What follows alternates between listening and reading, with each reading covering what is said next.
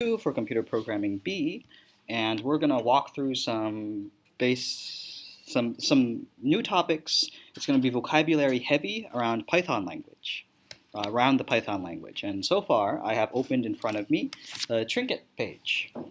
Some things I want to highlight is if you click on that little hamburger menu, you can make this full screen. You can also increase the text size. I'm going to make it huge so we can all see. And you can download your code, for example, if you want to run it on not Trinket and some other kind of Python thing. You can make it full screen, you can reset, lots of cool features here. Also, here's a new feature, you can create new files. We'll be utilizing this feature of Trinket later on, where we read a file in, or if we read in a picture, this is where we'll be uploading it, adding it, and Trinket has this nice little management system. The main focus of these lectures for this first part is we're going to be interacting with the Python console. Some of you noticed that when we click Run, you'll see a picture on this side, and your code's over here where you're doing most of your typing. And if there's ever an error message, it tends to be down here in red. And we've been addressing those error messages. Yes? Most of you have had that experience so far? Another thing to point out about Trinket is that you need to be saving often. It doesn't save by default.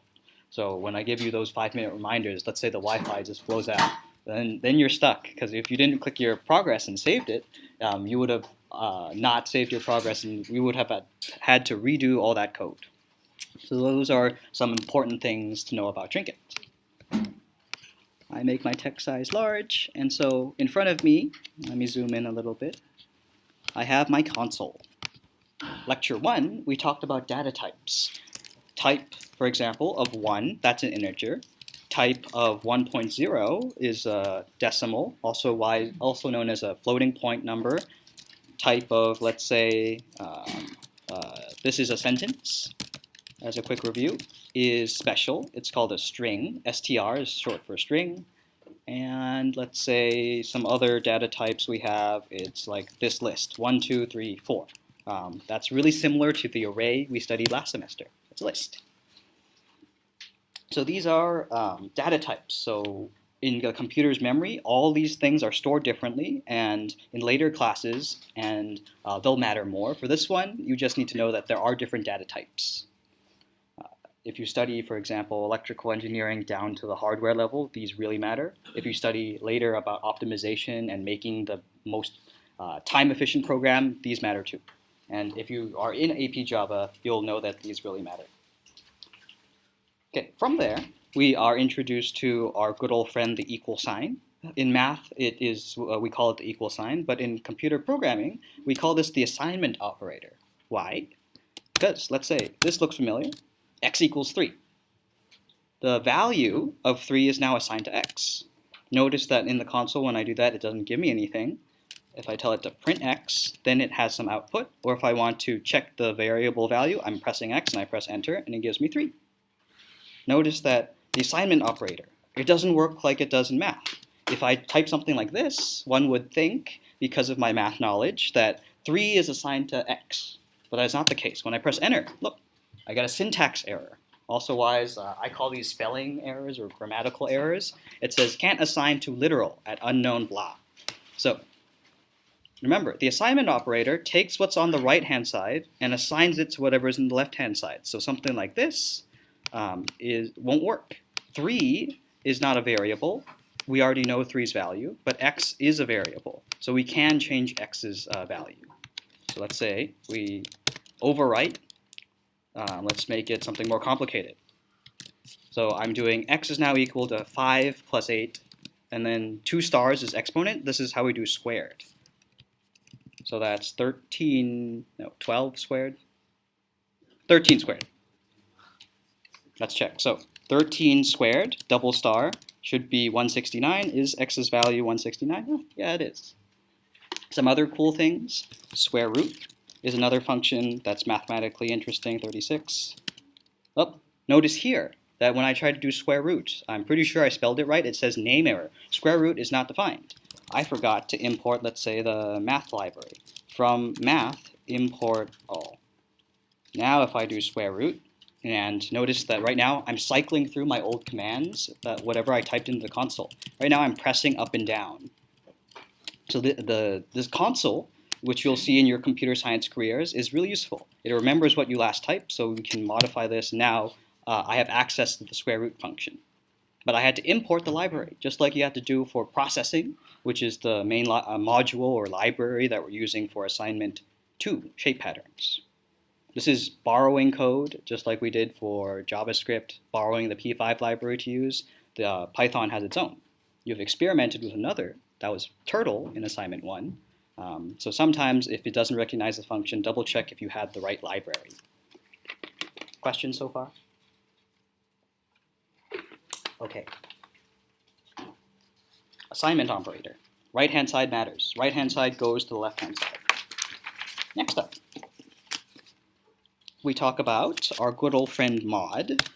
So mod is also known as the remainder function. That's the percent sign. This will be on your quiz, like on the practice quiz questions. So this is read right now 2 mod 5. What's the remainder when I divide 2 by 5? 2. That's what it is. The division symbol is 1/. This is the decimal division. So it gives you 0.4, 2/5, 40 cents out of your dollar. And lastly, here's a new operator. If you do double equals by 5, that gives you the integer part. It's a whole number division. In principles, if you're taking that class, this should be familiar from pseudocoding. In my JavaScript kids from last semester, this is new. This is just the integer division. And you will see these 3 symbols again. They're weird and kind of out there because it's, but they're really useful. In computer security, you see a lot of mod, and in the higher levels of mathematics and computer science, they use mod a lot. Surprisingly useful. Other things you should know. So we did expressions, we did assignments, and you know that it abides by order of operations. For example, the square root of, let's say, what was it? Trying to do the distance formula. Let's say we have a point at 1, and we want to figure out where it is from the point 1, 0, and so let's just make up some things. 23 times divide 4, and then in parentheses. Know that Python, just like JavaScript from before, follows order of operations. So right here, notice that I spaced it out. Remember that Python is space sensitive, so it doesn't like that. Oh, it doesn't like this either. 1, 2. Yes, without a number. Good eye, Calvin. Right here is my syntax error. I put the star, which means multiply, next to the division symbol, so I need another number there. Thank you.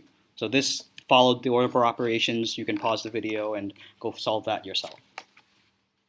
Comments we talked about, strings we'll skip. And so, for example, another practice quiz question you would have is I would give you a mathematical formula that you're used to seeing in math class, and I would say, can you rewrite this in code? Can you write it into the console so it will do that computation for you? Like I'll give you maybe a physics equation with variables in it, or maybe I'll tell you, why don't you give me the volume of a sphere in, please type that in code. Now, we move on to the interesting part. So functions, def, mystery is going to do something for us. Notice that I'm moving back to the this is called like your script or your program stuff. Mystery. I have a mystery function here. We're going to have it do some things for us. Print, let's say, hello world. No semicolon. Print, how are you? How are you? Okay. So function definitions. JavaScript, we use the function keyword. Now that keyword becomes def. In Java, they use void, int, and all those other things. You won't be needing that. Def is your friend. Again, pay attention to the indentation, which I'm sure you've encountered if you want to define your own functions. Here, mystery is a shortcut that just says print to the console, hello world, and then prints to the console, how are you? If I click run, and then I go click down here to see my console, notice here, it's running my script. And if I press enter, right now you see those three little carets or the less greater than sign. This means that the interpreter is now waiting for some code. So now I've defined my own function using the def keyword mystery, and I can call it. And it shortcuts it. It does those two lines, and how many ever times I call it, that's what it will type. Okay, I'm pressing up and then pressing enter, and it just keeps asking me that same question. Let's say, for example, one of you requested that you want to take user input, correct? That may be the mouse, or maybe you want to input some text and then do something based on their answer. You'll be using the input function. You'll input, and here you put in a string or some words. How old are you? And notice what happens. I give it a string, it spits it back out, and notice right now you see the cursor, it's blinking. You can now type in something, let's say 12, and then it gives you back 12. So far, this is not too useful, but let's say we store it in a variable called answer, and, oh, I'm going to cheat. I pressed up, and now I'm going to put answer back here, equals, also otherwise known as the assignment operator. Now I'm going to ask the user, how old are you? And it's going to store it into answer. Take a guess, how old do you think I am? 70. Yes, 74, thank you. I am quite wise, yes. So now if I'm going to check what my answer is, as Max has suggested, there's my 74. This works with strings too.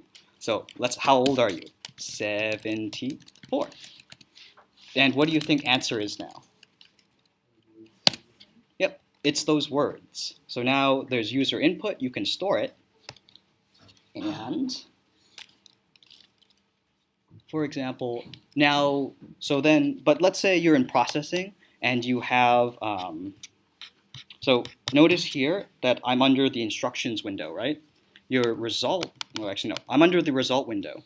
I'm unsure about how the picture and the console interact. What do I mean? Like if I import or from processing, import star, and then down here I have my def draw function. These are built-in functions from the processing library.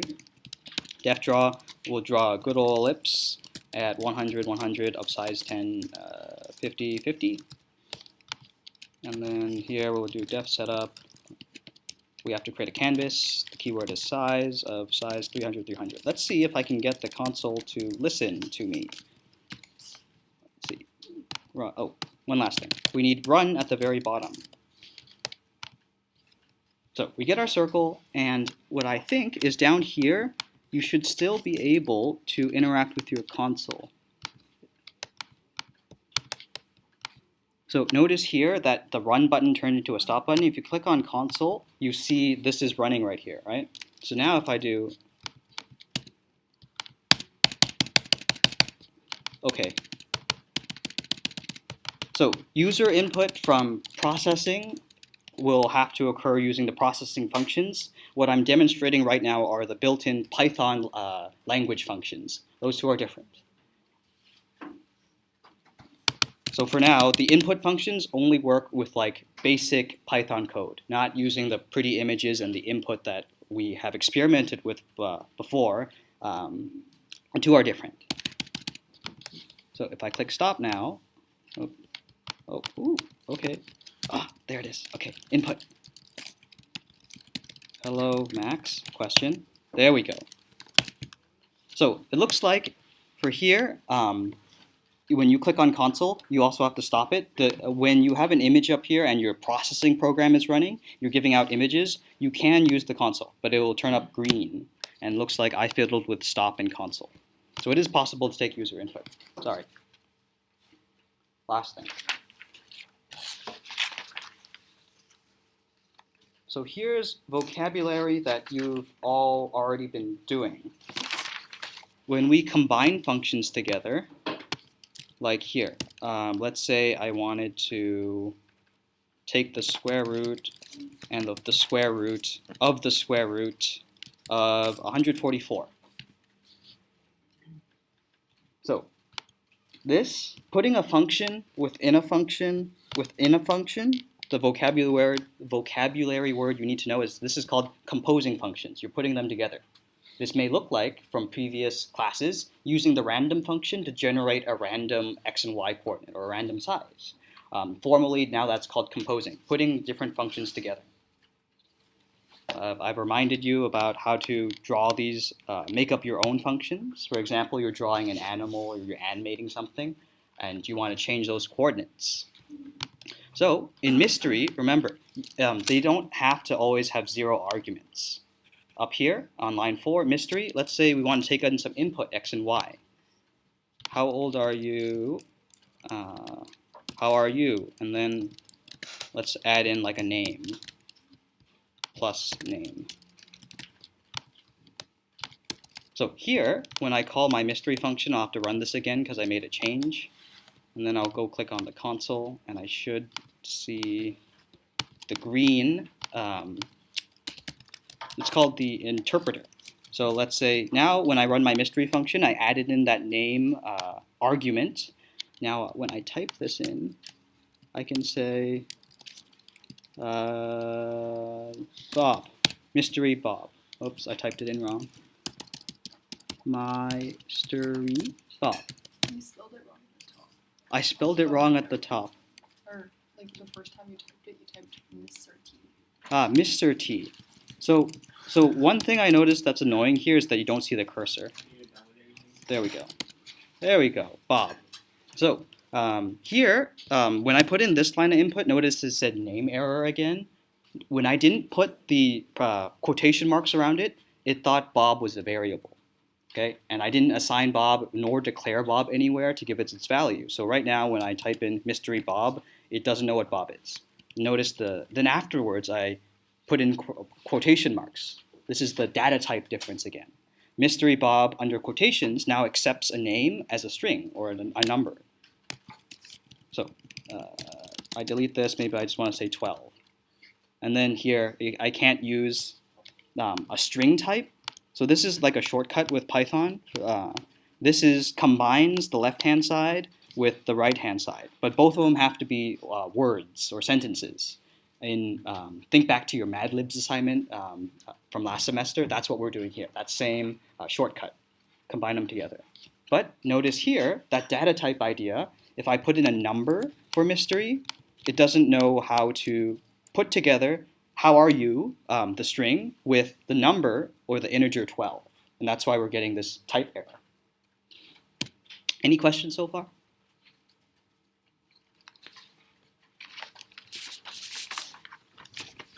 And then we ask ourselves, like, why do we need functions in the first place? Well, so these functions right now, it's a really big idea. You have input and you have output. As we experiment, as your programs get more and more complicated, these functions will help you reuse parts of your code. Think back. Processing is a library. Someone out there has written these functions for you, so it's easily able to draw these pictures. You can then, for example, for your national flag assignment, maybe you borrowed some code and then you made a star. You could have done it sequentially, draw each point by point by point by point. But let's say you wanted to draw several stars. Then you would generalize that. Copy and paste the star code into a function, call it makeStar. And now add in some arguments. Put in some numbers, maybe define a center. And now you can repeat and reuse that star function anywhere you want. Functions are a tool for you so that you can code better and isolate your ideas. And that will be a large focus of this first couple weeks of class. The emphasis will be on functions. And that will be the end of this lecture. Pause my video.